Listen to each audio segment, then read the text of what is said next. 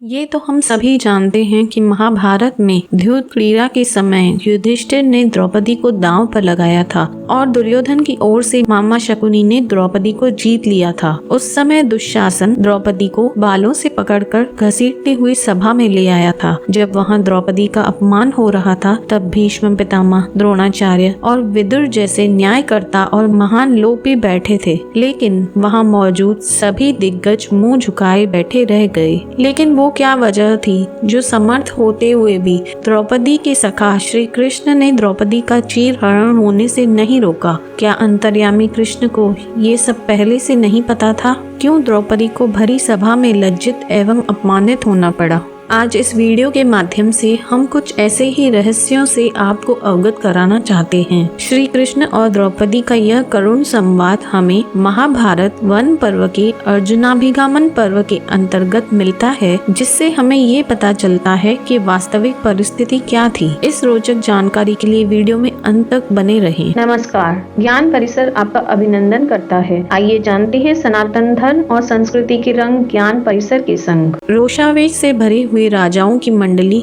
और श्री कृष्ण जब वन में पांडवों से मिलने गए तब द्रौपदी ने पहले भगवान श्री कृष्ण की स्तुति की और फिर उनसे कहा, मधुसूदन, मैं आपके प्रति प्रेम होने के कारण आपसे अपना दुख निवेदन करूंगी, क्योंकि दिव्य और मानव जगत में जितने भी प्राणी हैं उन सब के ईश्वर आप ही हैं। हे सखा, मेरे जैसी स्त्री को, कुंती पुत्रों की पत्नी, आपकी सखी और दृष्टिद्युम्न जैसे वीर की बहन को क्या किसी तरह सभा में केश पकड़कर घसीटकर लाई जा सकती है? मैं रजस्वला थी, मेरे कपड़ों पर रक्त के छींटे लगे थे, शरीर पर एक ही वस्त्र था और लज्जा एवं भय से मैं थर-थर कांप रही थी। उस दशा में मुझ दुखिनी अबला को कौरवों की सभा में घसीटकर लाया गया। भरी सभा में राजाओं की मंडली के बीच अत्यंत रक्तस्राव होने के कारण मैं रक्त से भीगी जा रही थी। उस अवस्था में मुझे देखकर धृतराष्ट्र के पापात्मा पुत्रों ने जोर जोर से हंसकर मेरी हंसी उड़ाई। मधुसूदन, कृष्ण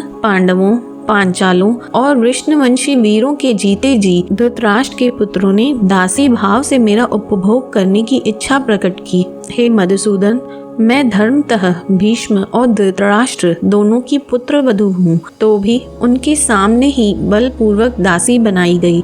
मैं तो संग्राम में श्रेष्ठ इन महाबली पांडवों की निंदा करती हूँ, जो अपनी यशस्विनी धर्म पत्नी को शत्रुओं द्वारा सताई जाती हुई देख रहे थे। जनार्दन, भीमसेन के बल को धिक्कार है, अर्जुन के गांडीव धनुष को धिक्कार है, जो उन नराधमों द्वारा मुझे अपमानित होती हुई देखकर भी सहन करते रह गए, जिनके होते हुए भी दुर्योधन इतना अत्याचार करके 2 घड़ी भी जीवित रहा।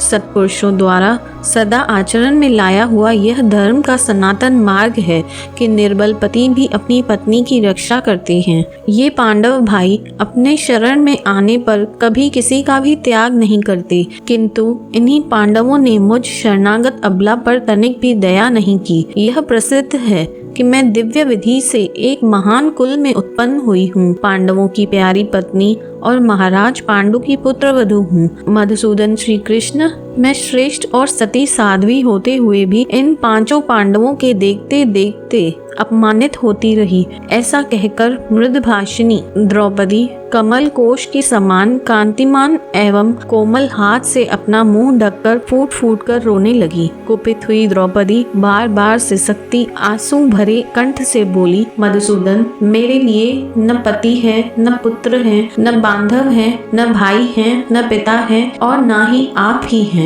उस समय कर्ण ने जो मेरी हंसी उड़ाई थी, उससे उत्पन्न हुआ दुख मेरे हृदय से दूर नहीं होता। श्री कृष्ण, 4 कारणों से आपको सदा मेरी रक्षा करनी चाहिए थी। एक तो आप मेरे संबंधी हैं, दूसरा अग्निकुंड में उत्पन्न होने के कारण मैं गौरवशालिनी हूँ, तीसरे आपकी सच्ची सखी हूँ और चौथी सबसे मुख्य बात, आप मेरी रक्षा करने में समर्थ हैं। यह सुनकर भगवान श्री कृष्ण ने वीरों के उस समुदाय में द्रौपदी को इस प्रकार कहा, भाविनी, तुम जिन पर क्रुद्ध हो रही हो उनकी स्त्रियां भी अपने प्राण प्यारे पतियों को अर्जुन के बाणों से छिन्न भिन्न और खून से लथपथ हो मरकर धरती पर पड़ा देख इसे रोएंगी। पांडवों के हित के लिए जो कुछ भी संभव है मैं वह सब करूँगा, शोक न करो। मैं सत्य प्रतिज्ञा पूर्वक कह रहा हूँ कि तुम राजरानी बनोगी। हे कृष्णे, चाहे आसमान फट पड़े, हिमालय पर्वत विदीर्ण हो जाए, पृथ्वी के टुकड़े टुकड़े हो जाए और समुद्र सूख जाए, पर मेरी यह बात झूठी नहीं हो सकती। तब राजा युधिष्ठिर ने श्री कृष्ण से पूछा, जब यहाँ द्यूत क्रीड़ा हो रही थी तब तुम कहाँ थे? तुम द्वारका में क्यों अनुपस्थित थे? श्री कृष्ण ने कहा, भरत वंश शिरोमणि, मैं उन दिनों शाल्व के सौब नामक नगराकार विमान को नष्ट करने के लिए गया हुआ था। शाल्व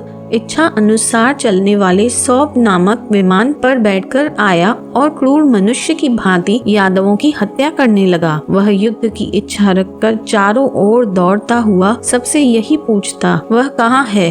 वह नीच और पापाचारी विश्वासघाती कृष्ण कहाँ है? उस पापी ने मेरे भाई राजा शिशुपाल को मार गिराया है, अतः मैं भी उसका वध करूंगा। महाराज, इस प्रकार शिशुपाल के लिए विलाप करके मुझ पर आक्षेप करता हुआ सौब विमान द्वारा आकाश में ठहरा हुआ था। कुरुनंदन, तब मेरा मन भी रोष से व्याकुल हो उठा। राजन, फिर मन ही मन कुछ निश्चय करके मैंने शाल्व के वध का विचार किया। वह सब सोचकर मैं सौब नगर के नाश करने के लिए प्रस्थित हुआ। मैंने सब ओर उसकी खोज की तो वह मुझे समुद्र के एक द्वीप में दिखाई दिया। नरेश्वर, तदंतर मैंने पंचजन्य शंख बजाकर शाल्व को समर भूमि में बुलाया और स्वयं भी युद्ध के लिए उपस्थित हुआ। वहाँ सौब निवासी दानवों के साथ 2 घड़ी तक मेरा युद्ध हुआ और मैंने सबको वश में करके पृथ्वी पर मार गिराया।